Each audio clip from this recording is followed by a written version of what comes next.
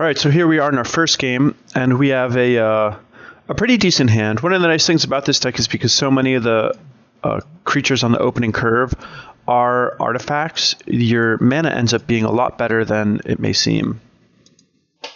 So that's really nice.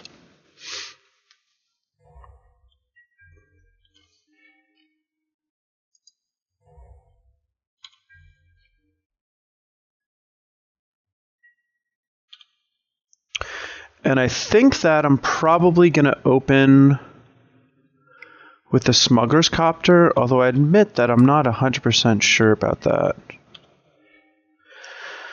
Definitely going to play this Foreboding Ruins. And it is nice knowing that I'm going to be able to play Pia next, so I think I want to play the Copter. Oh, I definitely want to play the Copter because it opens up the opportunity to play Scrapheap Scrounger on turn 2, activate the Copter, attack with it, discard Fiery Temper, and potentially kill a guy. And that is nice. Oh, yes.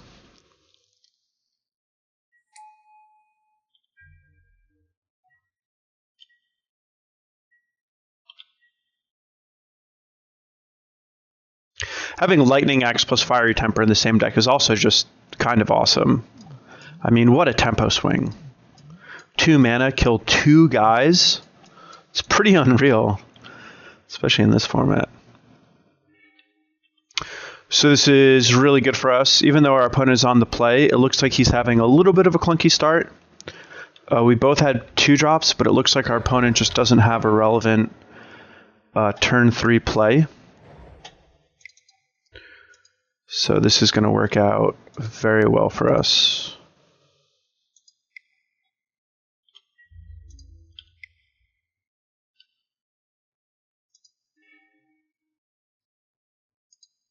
Oh, that's unreal.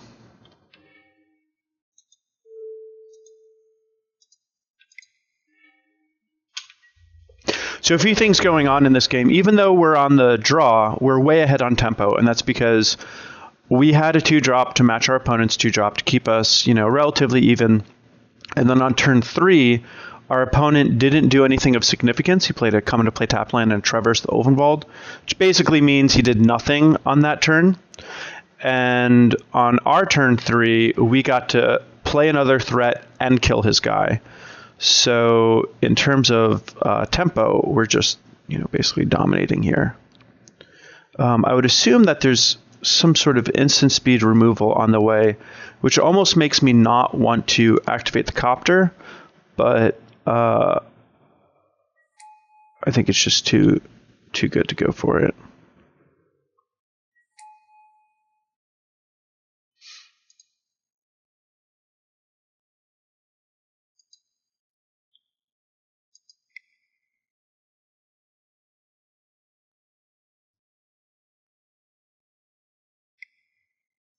If we don't activate the Copter, then our opponent is going to be able to just kill the Scrapheap Scrounger.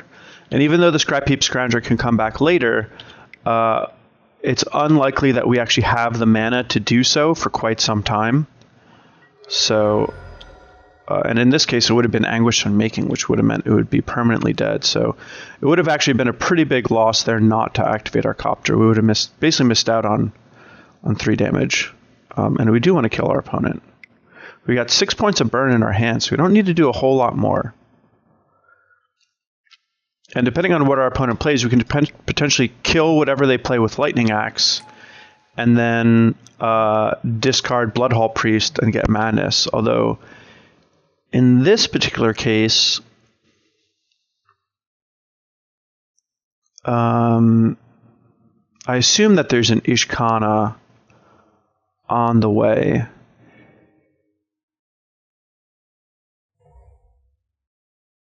Let's see what my opponent does here.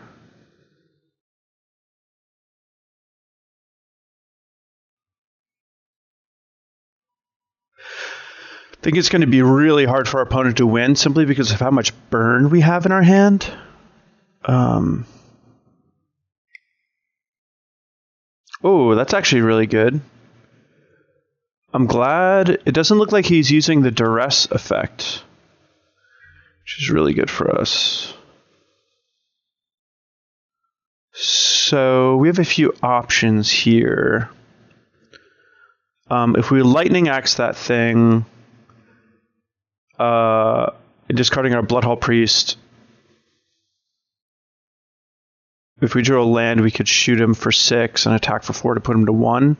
I don't actually think that is that good, though.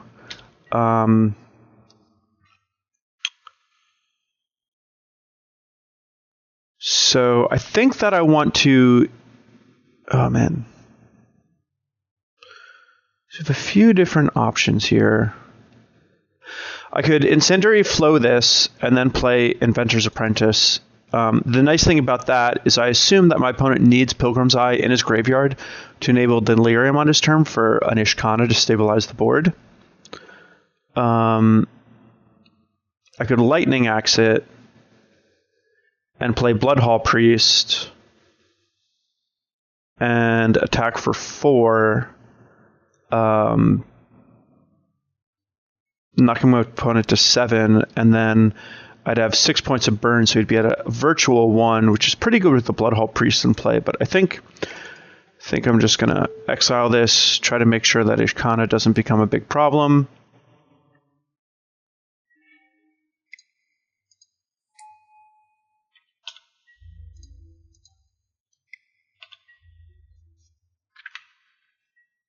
And there's a good chance that my opponent just feels he needs to play Ishkana here anyway, even without the Delirium, in which case, oh, that's land, so that'll enable Delirium. Almost got there.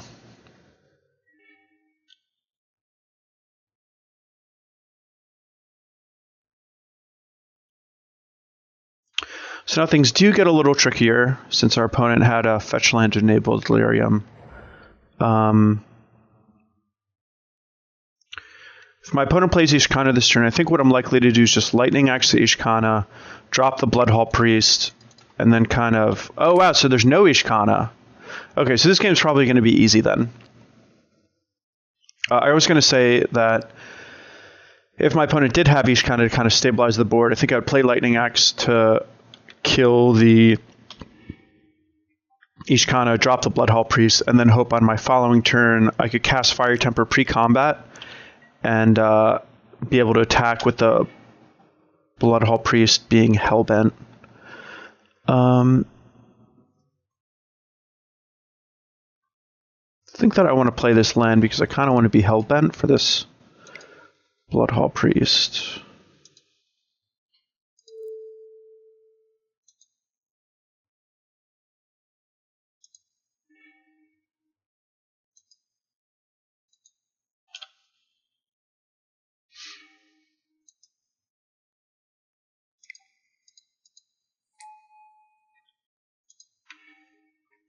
That, ladies and gentlemen, is what we call a tempo play. Kill your guy, play my own.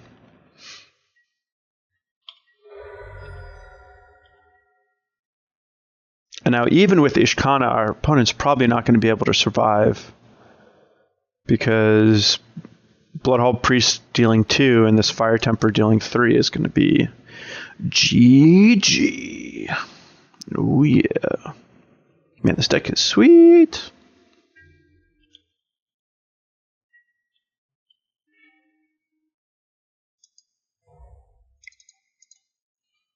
Might as well just... Oh, actually... So if I Fiery Temper him, and he lets me go to attacks, my Bloodhall Priest will just kill him.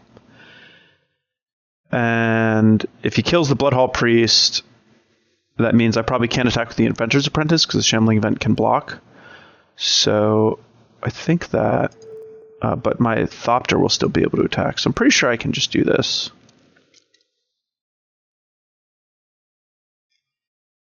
My opponent would need a answer for Bloodhall Priest and Thopter this turn. And I'd still be able to play the Scrapheap Scrounger later. So that's game. Sweet. Okay, so we're up against a Ishkana deck. So what do we want to do here?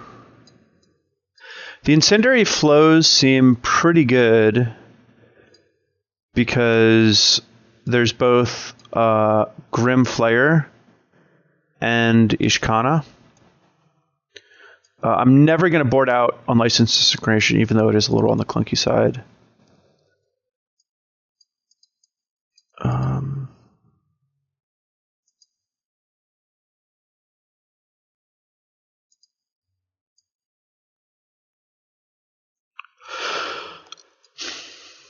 So Transgress the Mind is a card that's good against Ishkana, but it misses against a lot of my opponent's deck. And I kind of want to just be doing things that impact the board. Key to the City is also something that can be really good, but I don't really want to board out Key to the City at the cost of a creature. So I think I'm going to bring in Key to the City and take out this Incendiary Flow. Incendiary Flow can do some good work. I honestly wouldn't mind having like all of them in, but I think that in terms of how the deck functions and what it's doing, you know, these removal spells are just better. Like, I think actually if I was going to play the Incendiary Flows, I just wouldn't play the Unlicensed Disintegrations, but that seems crazy. What if his Grim Flayer just becomes a 4/4, like he plays it a little bit later in the game? So yeah, I think we're just gonna let his creatures go to the graveyard, even if they are things like Pilgrim's Eye that are great Delirium enablers.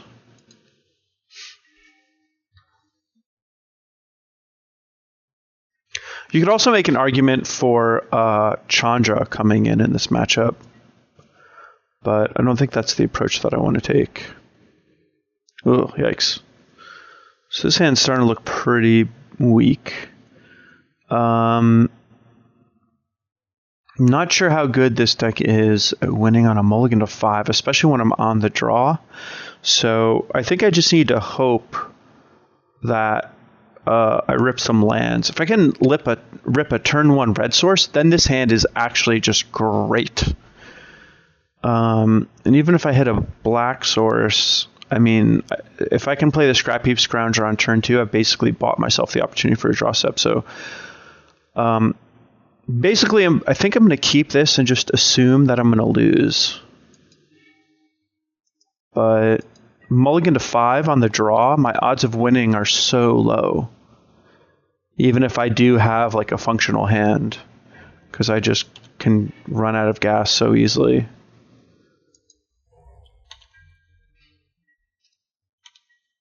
So we didn't find untapped red mana for turn 1, but we did find another land that taps for red, so that it's pretty good. And here's obviously a situation where I wouldn't mind having Incendiary Flow instead of this Unlicensed Disintegration.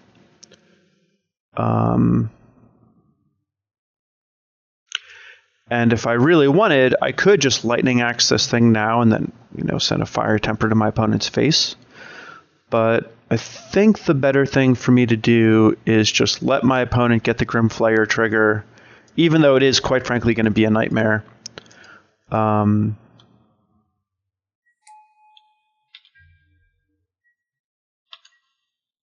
just kind of roll like this. Just get some of my own pressure on the board. I can potentially kill 2 creatures on my turn, catching up on tempo. If I draw a red source, I can actually potentially play Inventor's Apprentice and cast Lightning Axe, discarding Fire Temper, which would be really good.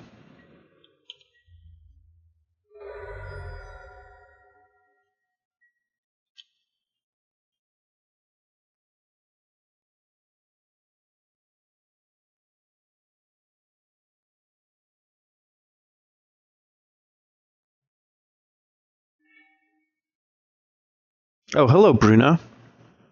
Yeah, that's not a good card to have at this point in the game. No siree.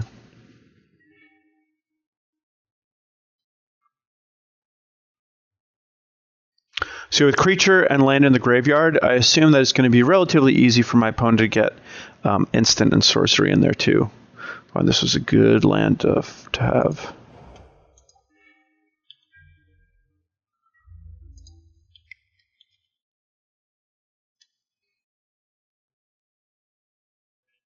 So if my opponent wants to kill this, and he doesn't,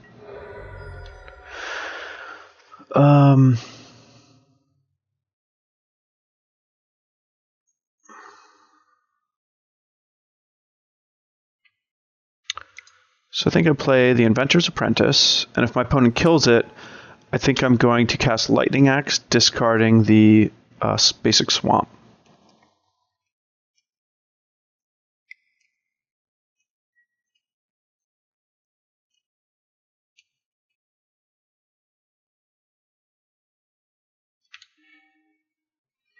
So I don't think that my opponent has Blossoming Defense because he's 3 colors.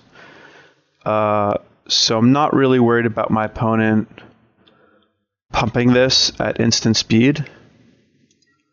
And if he randomly sequenced things poorly, where he played a creature before combat, then I would have been able to get it. Fiery Temper tagging something also, which would have been really nice.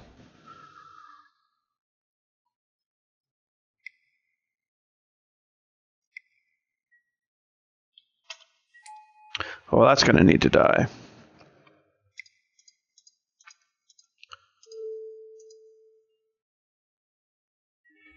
And our 1-land, 6-card hand, it's worked out pretty well.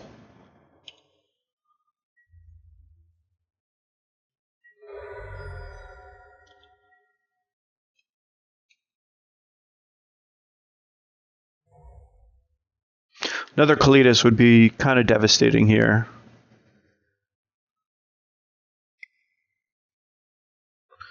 Kalitas can turn this game around real fast. Oh, wow. That's a little surprising.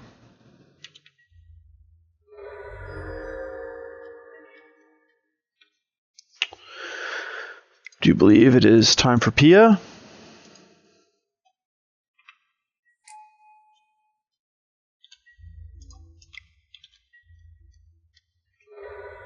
And I really like Pia in a deck where Pia is the top of the curve.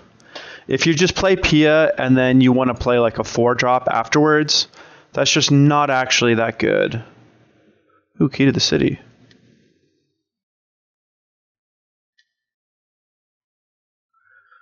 So I think I want to play that pre-combat.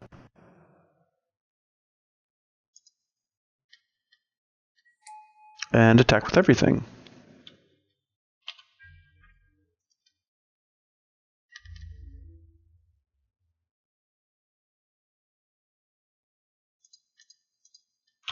And now if my opponent tries to activate a Shambling Vent to block, I can kill it with this Fiery Temper cast for its madness cost. Synergy City. Oh man. Nope, this looks like something else. Oh, Abzan. Well, that's bad. I had not actually considered that despite seeing the Bruno the Fading Light. Probably should have been on my radar.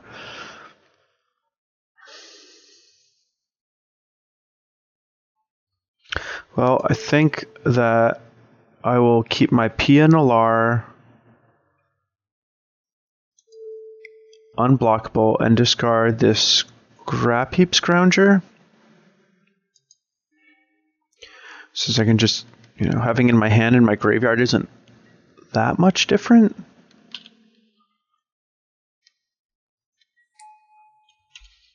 I think in this situation I'd rather keep the Pia, even though it is the smaller attacker. But I definitely need something for this Abzan. So one thing that's a little annoying about this situation is I would actually really like to have this swamp. Like if I had this swamp, I could get a Scrapheap Scrounger into play and then, you know, potentially activate, like pay the 2 mana for Key to the City and play a spell, but it's going to be a little tricky.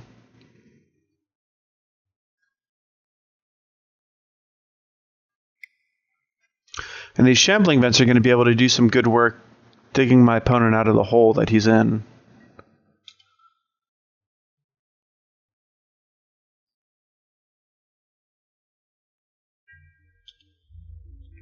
Yeah, now that I see Abzan and Kalitas, I'm certainly happy that I have the Unlicensed Disintegration rather than the Incendiary Flows. This is much more of a classic mid-range deck. My opponent is kind of out of gas, though, so if you can find like a Lightning Axe or a...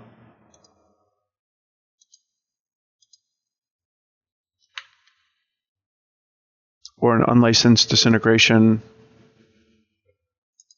we can certainly make this work. I guess I do this.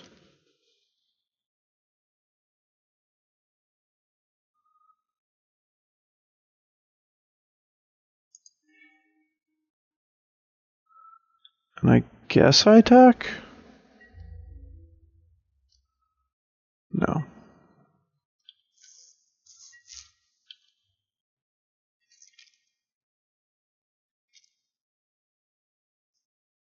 I think I just block the Abzan with my Copter.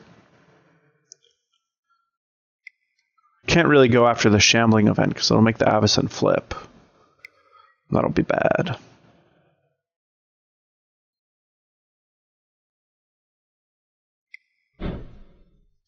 And my opponent can actually activate the other Shambling event too. Jeez. My opponent's gained, after this combat, is going to have gained 8 life.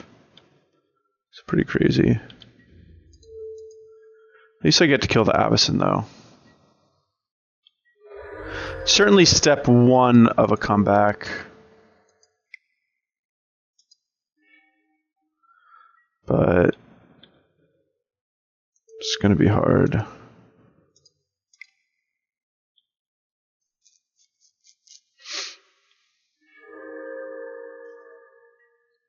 And these Scrapheap Scroungers, they do not block.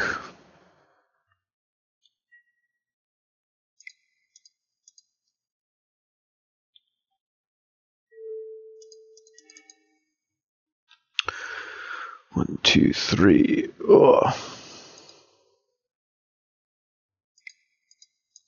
Not good.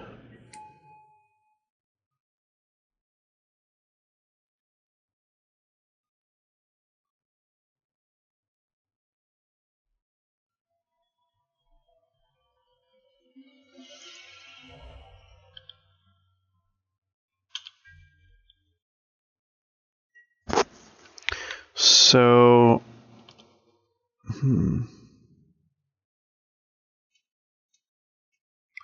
basically I need to find a Lightning Axe or Fiery Temper, and I need my opponent to have nothing on my turn. That's the only way that I'm going to win this.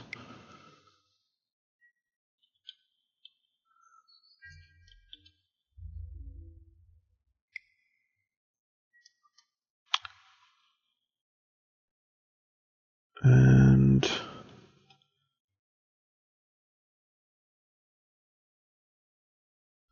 I think I just don't use the Key to the City and I just draw.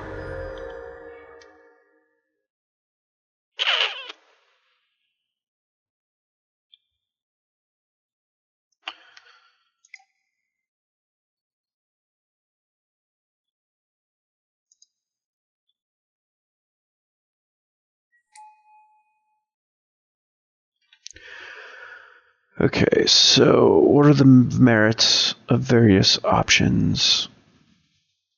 I can... If my opponent has any removal spell at all, I'm dead.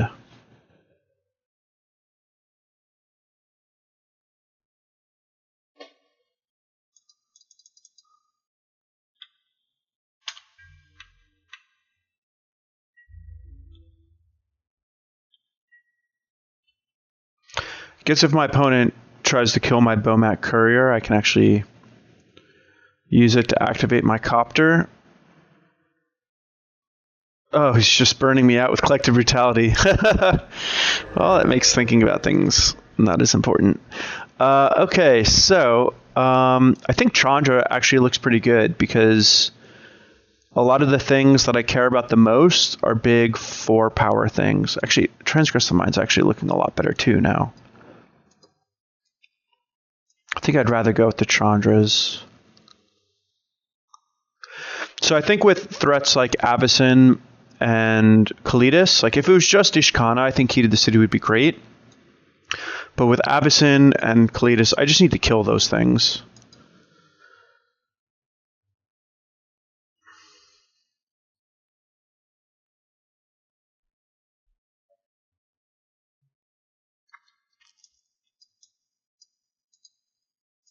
I think I can lose 1 Fiery Temper.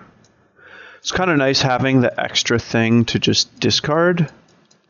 Actually, I don't even really need it. And a Fire Temper doesn't actually kill any of the things that are really important. So I think it's going to be these 3 Transgresses that come in.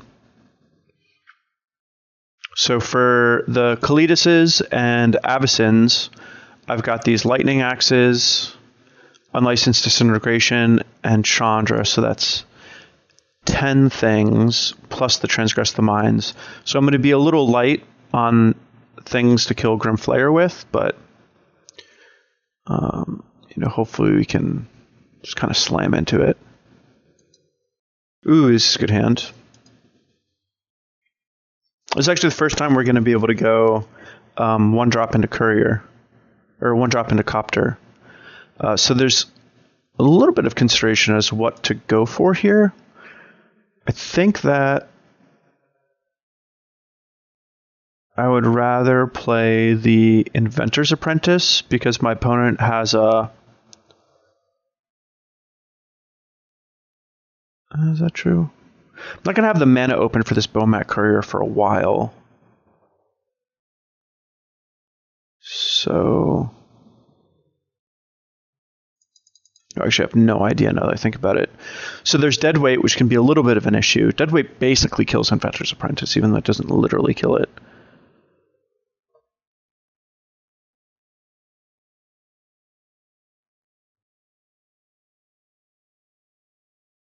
I think I played the Inventor's Apprentice because it doesn't get roadblocked by a turn 2 Grimflayer.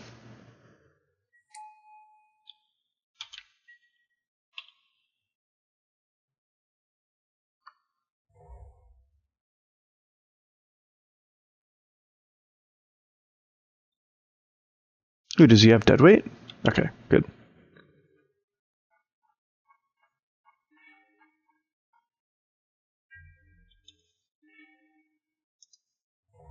I could actually do double Courier here.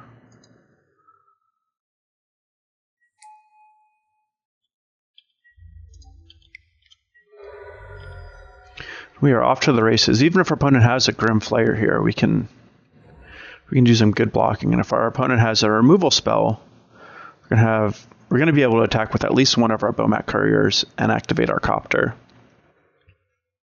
So that's pretty sweet.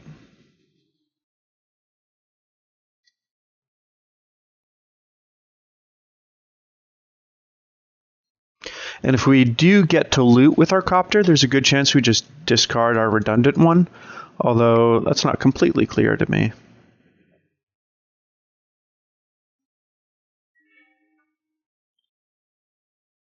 Oh, he's duressing me, and I've got nothing. Jeez. Game 1, it would have been great for him to use this mode on Collective Brutality, but not this time.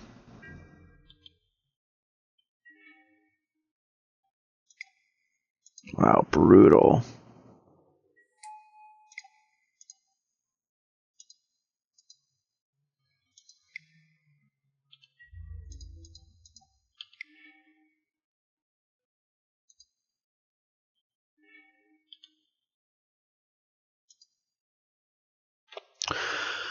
So, I definitely want to keep the land. I think that I want to lose the Copter.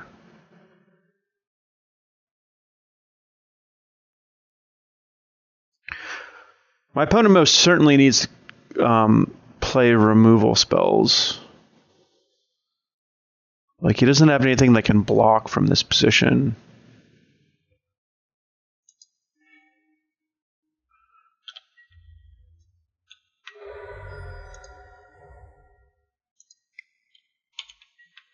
And this game's like over. What's he gonna do? It's not like he has access to a sweeper like Radiant Flames. He really needs to have like something that can block, like a Sylvan Advocate plus. Oh, that's actually not too bad. That'll absorb some damage and kill a guy, which is pretty good. I was gonna say he needs like a 2-drop creature that can block like Sylvan Advocate and a 1-mana removal spell like Deadweight.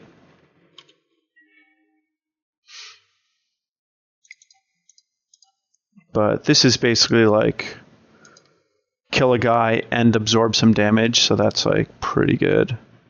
This Lightning Axe is a huge boon though, because now if our opponent has something like a Kalitas, it's just not actually going to work out for him.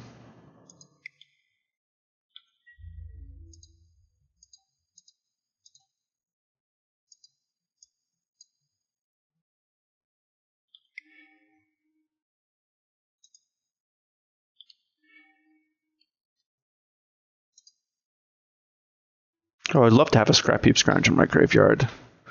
That sounds like a delight. And yeah, we're even insulated from something like a Kalitas in 2 ways.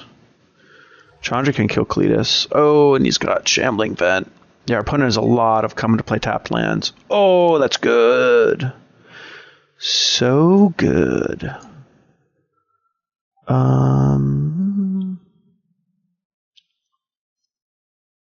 I guess we attack first.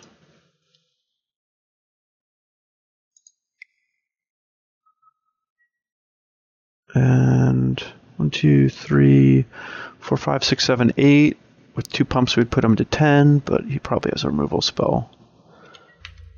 So we'll just attack. And he's letting us get our triggers. Is it possible he just doesn't have a removal spell? I think we don't need another Pia. Oh man, this game is so over! Get out of here. Be gone.